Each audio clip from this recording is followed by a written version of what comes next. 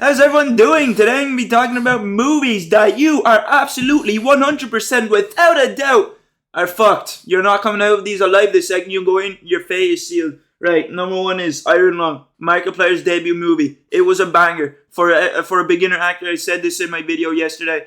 He is fucking brilliant. I also seen a TikTok of him saying that's not his best shit yet. There's more stuff to come, He's like giving us breadcrumbs and we're gonna end up going to a big massive loaf of bread, bro, and it's gonna be great. I can't wait to see what more stuff he does. I'm not sure if he's only gonna do horror movies or just regular movies in general. It'd be cool if he branched out from horror. But I'm excited. But yeah, Iron Lung, you're just not surviving at all ever. You're dead 100%. With like you're gonna die.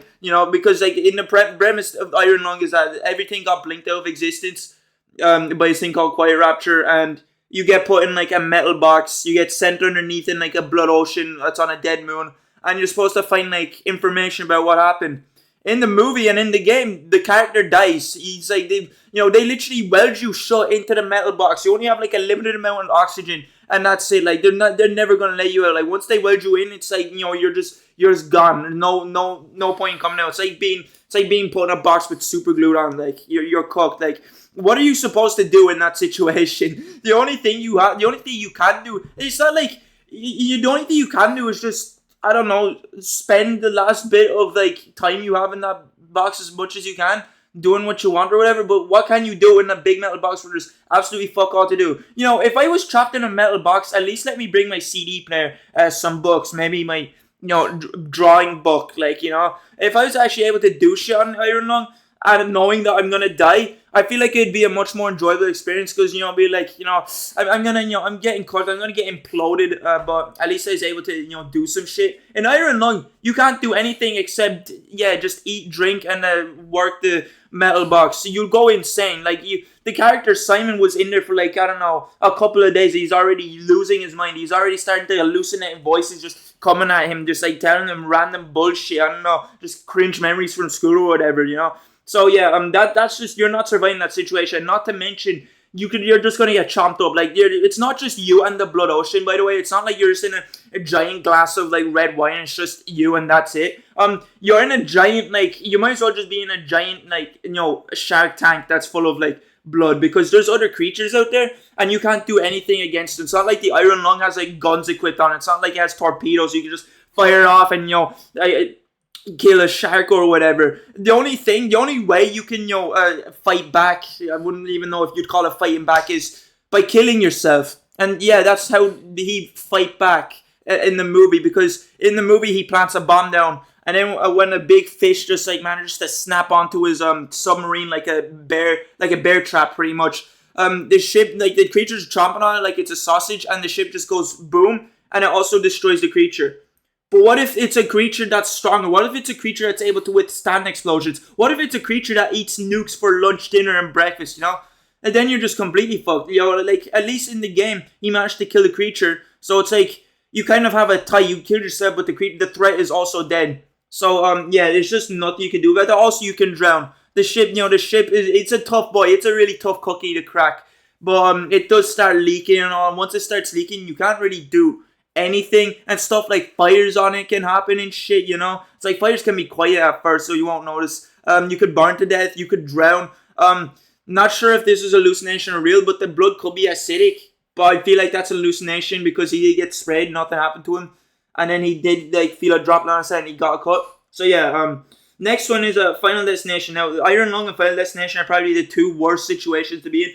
Final Destination, anyone who's seen Final Destination will know exactly what I'm about. The whole premise is basically these people cheated death, and death is after them. He's coming at them hard with like these things called designs, which is basically like a domino effect of just random events occurring. So like, I don't know, you flick a bean or some shit, that bean's gonna land on a spoon, that spoon ends up flicking into a fan, that fan ends up hitting the spoon into like a button or whatever, and then that button activates a machine, and then this stuff keeps happening and happening until you die. And I'm fairly sure, even if you do survive the thing, death, like if you survive the first design, death's just gonna come at you right fucking harder and harder each time, more brutal than the last, more harder to survive, until he eventually kills you. So just like Iron Lung, it's really only a matter of time before he kills you. It's not if he kills you, it's when he kills you. The only thing that's really saving you is if you're just really far down on the list, because Death kind of, he has rules. He kind of goes by a list to kill. He has like a certain order in which to kill people. If you're like at the bottom, you should be grand for like the meantime, because even if you're at the bottom, it's not your turn. You try to kill yourself. Like if you try to hang yourself with a rope, that rope's just gonna snap. If you try to, I don't know, get yourself into a car crash, the car is just gonna be indestructible. Like Death, he won't let you kill yourself until it's your time.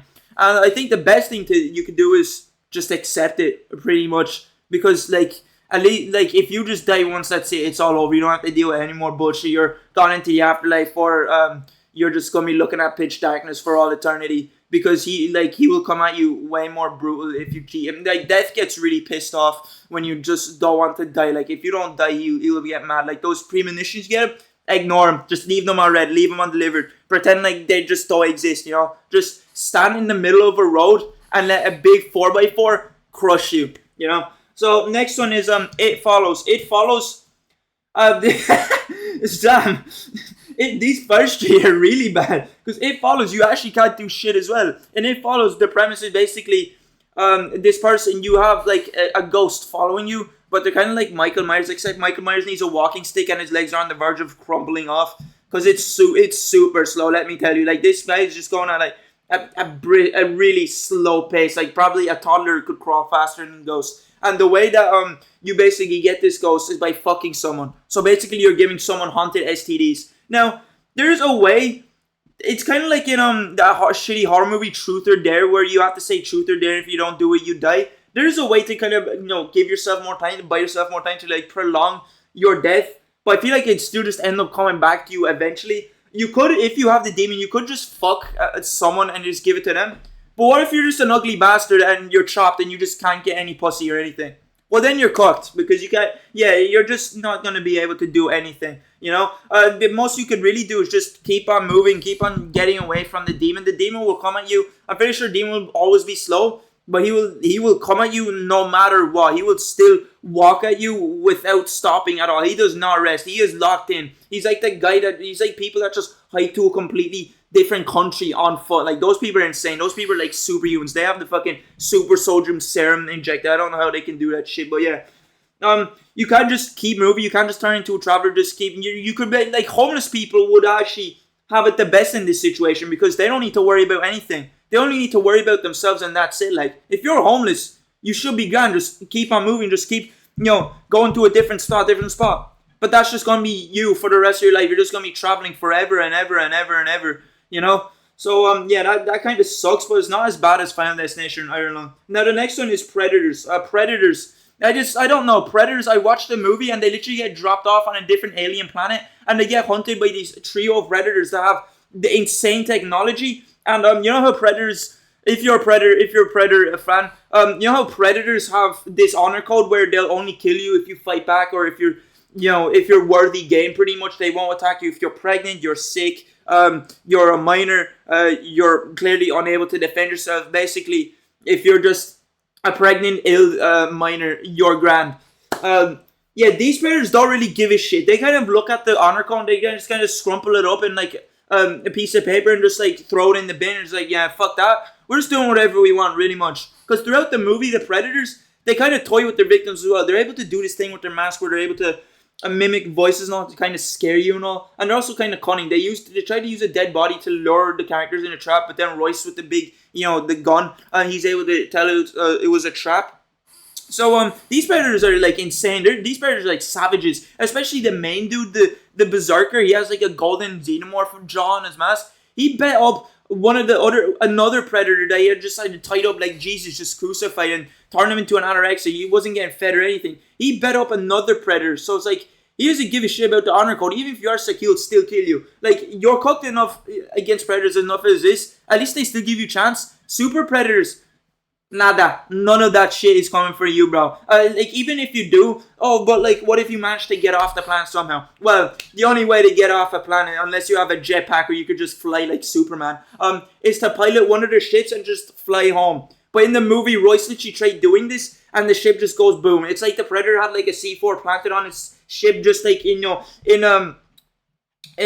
second guessing, someone's gonna go on it, and you're just like doing, you just send kaboom. The ship just exploded. So even if you do manage to get on the ship, you're probably not going to get far before you end up just being obliterated by the blast. So yeah, you're just stuck on a different planet.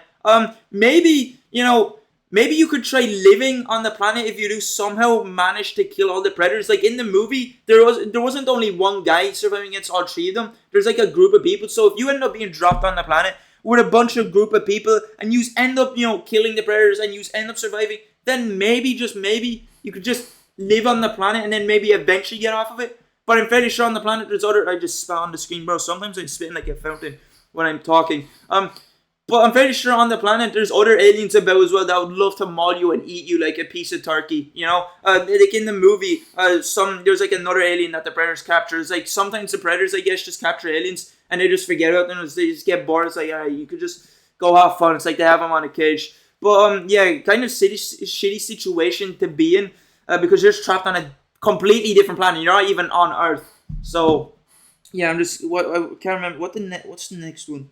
Next one is No Country for Old Men. Now this one isn't as bad as the other ones, but shit. It's the type of guy Anton Chigurh is in the movie. If you're in this, like I'm talking about, like if he actually like approaches you and confronts you, you're pretty much cooked. There's basically when Anton is targeting you and he's not like spraying at you straight away, he's gonna do this thing where it's like, what's the most you lost on a coin toss? I lost my wife and kids on a coin toss. I bet my whole family on that shit.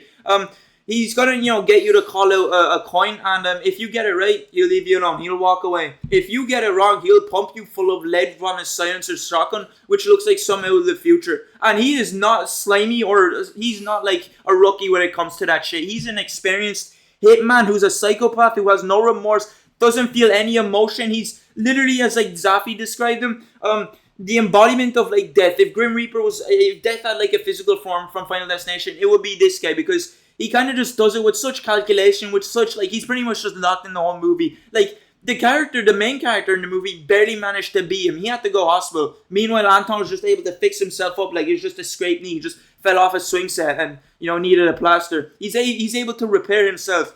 So, yeah, the only way you're surviving is if you just somehow manage to get the coin toss right. Or if you manage to, kill him. Which would probably be unlikely unless you go to the military. You're just really good. If you're like John Wick or whatever. Because, yeah, he's really good with his gun and he doesn't really give you any chance to react. Next one is the Blair Witch Project. I haven't seen this movie. I haven't watched it. I heard it's like basically the granddad, the creator of like found footage. It basically kind of put found footage on the horoscope. Like found footage became more popular because of the Blair Witch. The situation these guys end up being in just doesn't really seem as survivable or as the other ones. Actually, no, I'm gonna look something up. I'm not sure if the witch in this movie is able to manipulate the forest or not.